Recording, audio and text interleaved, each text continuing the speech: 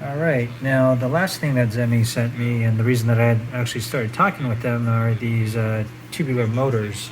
These are to control roller blinds. I didn't expect this one to be corded.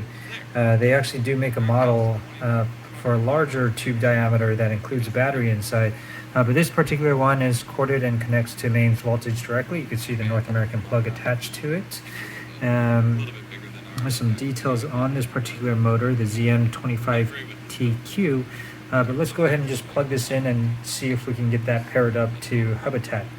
My understanding, though, is that you will need to install the Zemismart app to set the motor limits for when you're rolling up the blinds, rolling up and rolling down the blinds, so that it knows when it's reached the limit of the actual roller blind. But that's to say, once you have that set up, everything should be controllable through Hubitat. So let's go ahead and pair that and see if we can control it from there. Now for the motor driver, we have to do something a little bit extra. We're going to go ahead and import the device driver that was posted to the forum by Mark C. You'll see that in his GitHub. So we can go ahead and bring that in, go ahead and import this before we actually attempt to pair the device.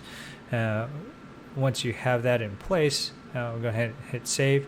We'll get that device driver saved here, and then we're going to go discover the device.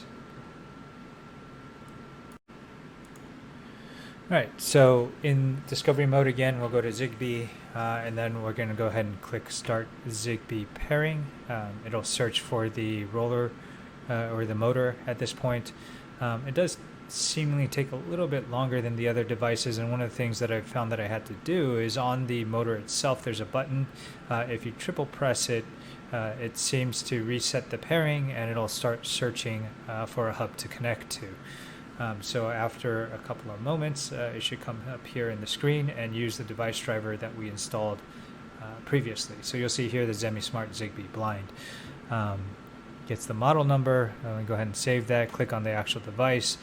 So these are the options here. One thing that you'll notice is there's no option to set the level, but open and close functions, the pause function, all of that works appropriately with this particular device. Once we actually get the information of the device, it doesn't really show the actual position because you do need to use the Tuya app in order to configure the limits for the motor itself. So that's going to require additional configuration initially before actually pairing it to the Hubitat driver itself.